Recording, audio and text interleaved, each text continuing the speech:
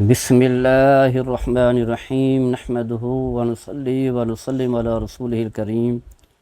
وعلی آلہ الطیبین واصحابہ الطاہرین اما بعد۔ حضرات گرامی، جب کسی کا کوئی شخص خاص کر کے گھر کا سربراہ جو ہے فوت ہوتا ہے، یعنی والد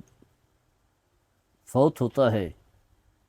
تو قرآن خوانی ہوتی ہے۔ اکثر قرآن خوانیاں ہوتی ہیں ہمارے ہاں ایصال ثواب کے لیے، یا لوگوں کی دیکھا دیکھی ایک رواج بھی بن چکا ہے۔ ایصال ثواب تو ہمارے ہاں کم ہوتا ہے، رواج بہت زیادہ ہے، دیکھا دیکھی جو ہے زیادہ ہے۔ پھر لوگوں کی باتیں سننا، ملامت، لوگوں کی ملامت کی وجہ سے جو ہے لوگ ایسے قدم اٹھاتے ہیں جو اہم نہیں ہے۔ ایصال ثواب تو خیر سے انکار نہیں ہے، آپ چاہے قرآن پڑھیں، چاہے آپ لنگر بنائیں، چاہے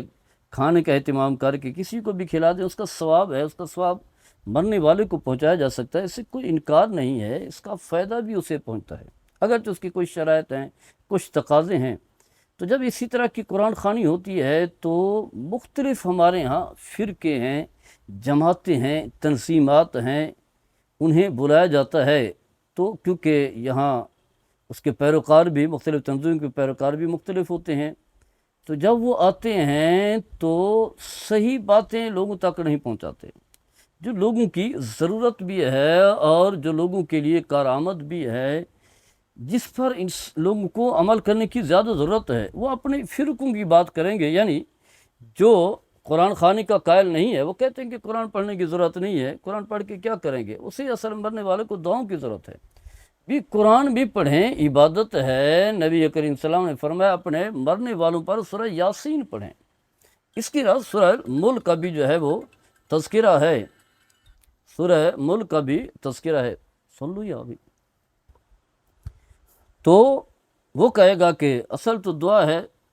اس کی ضرورت ہی نہیں، جب کہ نبی صلی اللہ علیہ وسلم نے فرمایا اپنے مرنے والوں پر سورہ یاسین، سورہ ملک پڑھو۔ ویسے ہی قرآن ایک عبادت ہے،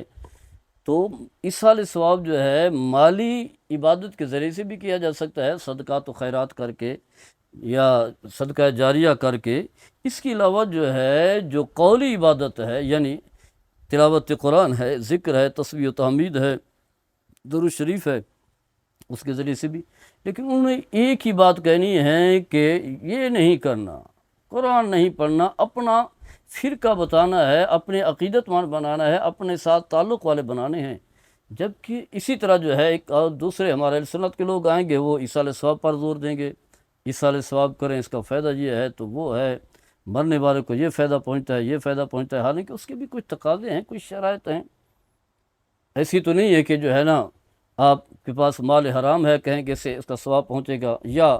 آپ جو ہے باوضو ہو کر کے یا اخلاص کے ساتھ نہیں پڑھتے تو ثواب نہیں ملے گا۔ اگر آپ مال لیتے ہیں، یعنی جیسا کہ ہمارے ہاں مدارس کے طالب علم لے کر کے انہیں معاوضہ دیا جاتا ہے، معاوضہ دے کر آپ قرآن پڑھیں گے تو اس کا ثواب نہیں ملے گا۔ یعنی کوئی شرائط بھی ہیں، تقاضے بھی ہیں، اور مرنے والے کا عمل بھی دیکھنا ہوتا ہے۔ تو وہ اپنی باتیں بتائیں گے، ہر ایک اپنی بات بتائے گا۔ مین چیز جو بتانے والی ہے وہ یہ کہ آپ کا یہ بڑا فوت ہو گیا ہے، ترکہ چھوڑ کر کے گیا ہے، تو اس مرنے والے کے آپ پر چند حقوق ہیں، کچھ حقوق آپ کر چکے ہیں۔ پہلا یہ تھا تجہیز و تکفین آپ کر چکے ہیں، یعنی کفن دفن کے معاملات، پہلا عمل جو ہے وہ تو ادا کر چکے ہیں۔ اب دوسرا آپ دیکھیں کہ کس کس کا اس نے قرض دینا تھا وہ تلاش کریں، کس کا دیکھنا تھا اسے تلاش کریں، اور جس کا بھی قرض دینا تھا پہلے اس کا قرض جو ہے وہ ادا کریں، جس کا بھی بنتا ہے۔ یہ نہ ہو کہ قرض زیادہ دے کر یا تھوڑا دے کر کے چھپ جائیں، پھر معاف کر دیں گے، دیکھا جائے گا، کیونکہ ہمارے ہاں تو پھر قرض جب آتا ہے تو کون واپس کرتا ہے۔ تو آپ اس کا جو حق ہے نا، مین کام جو کرنے والا ہے قرآن خوانی سے یا باقی ایصال ثواب سے، یہ مین کام ہے جس کا تذکرہ اللہ تعالیٰ نے سورہ نساء میں کیا ہے، یوصیکم اللہ فی اولادکم للذکر مثل حظ الانثیین کے تحت ساری چیزیں اللہ نے بیان کی ہیں۔ تو قرض ادا کریں، اس کے بعد اگر کوئی وصیت کر کے گیا ہے کہ میرے مال میں سے اتنا فلاں کو دینا ہے، اتنا فلاں کو دینا ہے، فلاں غریب کی مدد کرنی ہے، مسجد میں دینا ہے، مدرسے میں دینا ہے، ہسپتال میں دینا ہے، کہیں بھی اس پر عمل پیرا ہوں، اور آخر میں جو قد چھوڑ کر کے گیا ہے وہ تقسیم کریں، کیونکہ پہلا وہ اکیلا مالک تھا، اب جو ہے اس کے ورثاء میں سے جو ہے اس کی بیوی ہے، اسے 8واں حصہ دینا ہے اگر اولاد ہے، بیٹوں کے لیے دگنا ہے، بیٹی کے لیے تمام کا ترکہ جو ہے تقسیم کریں، تاکہ اللہ کا قرآن جو آپ پڑھ رہے ہیں، قرآن تو آپ پڑھ رہے ہیں، اس کا ثواب اسے ملے گا، جبکہ قرآن کے مطابق آپ عمل نہیں کر رہے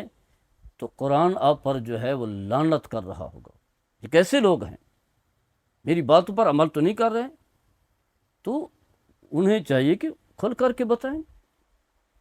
نقصان تو ہوگا، دوبارہ نہیں بلائیں گے، ان کا چہرہ بھی لٹک جائے گا۔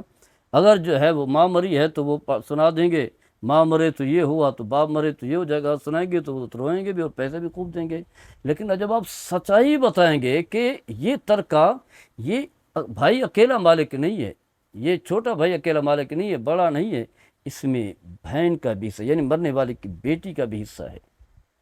بیٹے کا بھی حصہ ہے، بیوی کا بھی حصہ ہے، اگر اس کے ماں باپ زندہ ہیں اس کا بھی حصہ ہے۔ مین کام تو یہی ہے، کوئی بھی بتانے کے لیے تیار نہیں ہے، ڈر جاتے ہیں، خوف زدہ ہو جاتے ہیں، لوگ کیا کہیں گے،